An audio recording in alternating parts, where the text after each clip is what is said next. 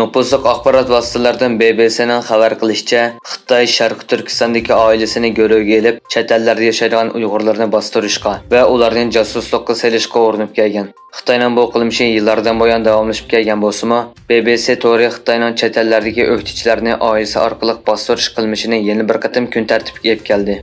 Egilenishicha, Dr. Tobin Angliyada 48 Uyg'urni tekshirgan yoki ziyorat qilgan. Bularning 3dan 2 qismi Xitoy soqchilari bilan bevosita aloqalashganligini va josuslikqa, tashviqotdan o'zini qochirishga yoki taratqularning ziyoratini qabul qilishdan to'xtashga majburlanganligini aytgan. Sharq Turkistondagi erkak qirg'inchilikni amalga oshiruvchi eng muhim omillarning biri bo'lgan kuzatish kameralari, bo'libmi Haykang Shevi shirkati ishlab chiqargan kameralarga 2019-yildan buyon chiroy farqlantirish texnikasining saplanishi har qaysi sohaning keskin tanqidiga duch kelgan edi. Shu sababdan turli besimlar tufaylidan bu shirkat o'zlarining bu xillik texnikalarni saplashni to'xtatganligini jakarlagan. Holbuki Pensilvaniya shtatidagi IPVM tadqiqot markazi yaqinda qo'lga tushirgan bu vaqtdagi to'xtam hujjatlari Xitoy hukumatining Uyg'urlarni nishon qilgan bu xildagi chiroy to'nish texnikasini davomli qo'llanayotganligini ko'rsatgan.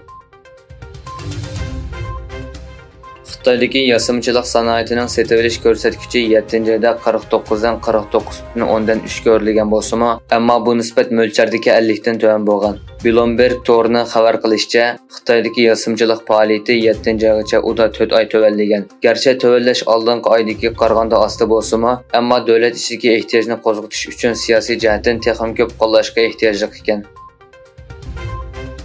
Xabar qilinishicha, Nepalda Xitoy fuqarolarining sodir qilgan jinoyatlari ko'paymoqda ekan. Sonliq ma'lumotlar Xitoyga chetishlik tashkillik jinoyat faoliyatida kishini cho'chitadigan yuzlanishni ko'rsatib bergan.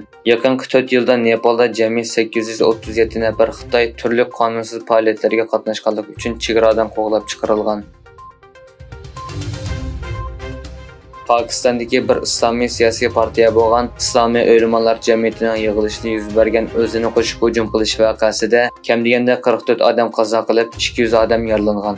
Yerlik soqchilarning bildirishicha, bu hujum partiyaning yuqori darajali rahbarlari o'ltirgan sahnaga yaqin joyda olib berilgan. Egilenishicha, bu hujumning orqasida Talibanning dushmani bo'lgan va Afg'onistonda faoliyat qilayotgan Daesh tashkiloti bo'lishi mumkin ekan. Navbatda tekshirish davomlashmoqda ekan.